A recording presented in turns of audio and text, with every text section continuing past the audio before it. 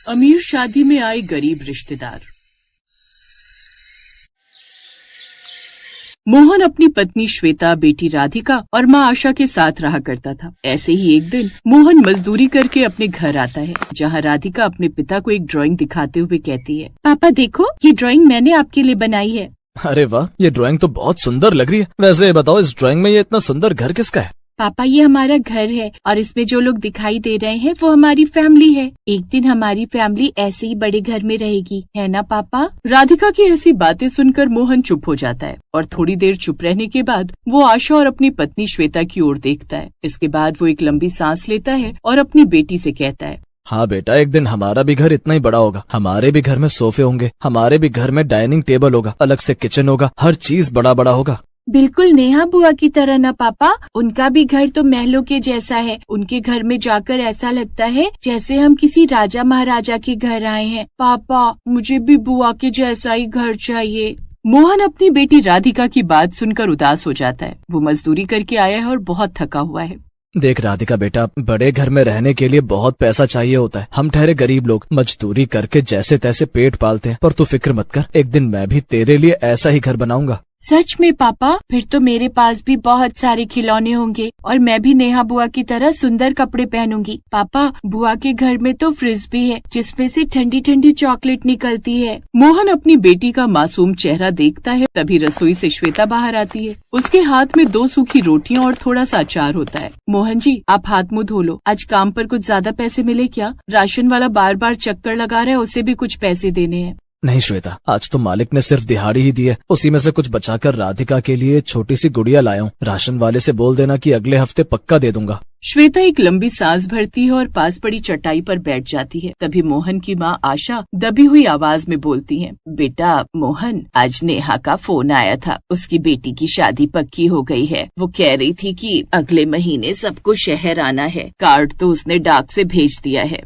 माँ, नेहा बहुत अमीर हो गई है। उसके ससुराल वाले बड़े लोग हैं। हम वहाँ जाकर क्या करेंगे? लोग हमें देखकर हंसेंगे। पिछली बार जब हम गए थे तो नेहा ने हमें नौकरों वाले कमरे में सुलाया था। हाँ माँ, मोहन जी सही कह रहे हैं। हमारे पास ना तो अच्छे कपड़े हैं और ना ही देने के लिए कोई कीमती तोहफा। वहाँ जाकर अपना अपमान सहने से अच्छा है कि हम यहीं रहें। आशा की आंखों में आंसू आ जाते हैं। बेटा, बहन चाहे कितनी भी अमीर क्यों ना हो जाए, भाई का रिश्ता तो नहीं बदलता ना। और फिर राधिका कितनी खुश है बुआ के घर जाने के लिए। तू बस हिम्मत रख, भगवान सब ठीक कर देगा। माँ की बात सुनकर मोहन चुप हो जाता है। वो पूरी रात जाग कर यही सोचता रहता है कि शादी में जाने का खर्चा कहाँ से आएगा। अगले दिन से वो 2 जगह काम करना शुरू कर देता है। ऐसे ही 1 महीना बीत जाता है और शादी का कार्ड मोहन के घर पहुंचता है। कार्ड बहुत महंगा और चमक धमक वाला है। राधिका कार्ड को देखकर नाचने लगती है। पापा देखो कितना सुंदर कार्ड है, हम कब जाएंगे पापा? कल सुबह की बस से निकलेंगे बेटा। श्वेता, तूने अपने और राधिका के कपड़े तैयार कर लिए ना? हाँ, मैंने अपनी पुरानी साड़ी रख ली है और राधिका की फ्रॉक भी धोकर प्रेस कर दी है, पर आपके लिए कुछ नया नहीं ले पाए, इसका मुझे बहुत दुख है।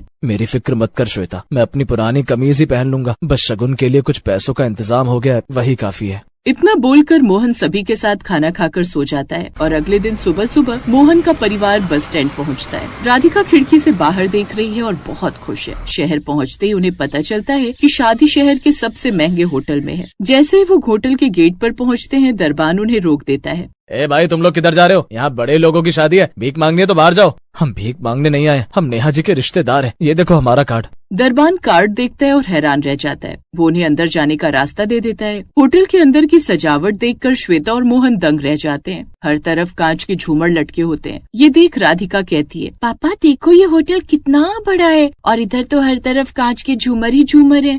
हाँ बेटा, सही कह रही है तू। मोहन और राधिका आपस में बात कर रहे होते हैं कि तभी नेहा सामने से आती है। वो मोहन को देखते ही रुक जाती है, पर उसके चेहरे पर खुशी नहीं बल्कि शर्मिंदगी दिखाई देती है। अब अरे भैया, आप लोग इस वक्त, मैंने तो कहा था कि शाम को सीधे मंडप पर आना, और ये क्या पहन रखा है आपने? कम से कम आज तो अच्छे कपड़े पहन ले। नेहा बहन, हमारे पास जो सबसे अच्छा था वही पहन कर आए हैं। ये ले बिटिया के लिए मेरी तरफ से छोटा सा शगुन। तभी उसकी कुछ सहेलियां वहाँ आती हैं और मोहन को ऐसे देख उसकी सहेली नेहा से सवाल करती है, नेहा ये लोग कौन है? तुम्हारे घर के पुराने नौकर है क्या?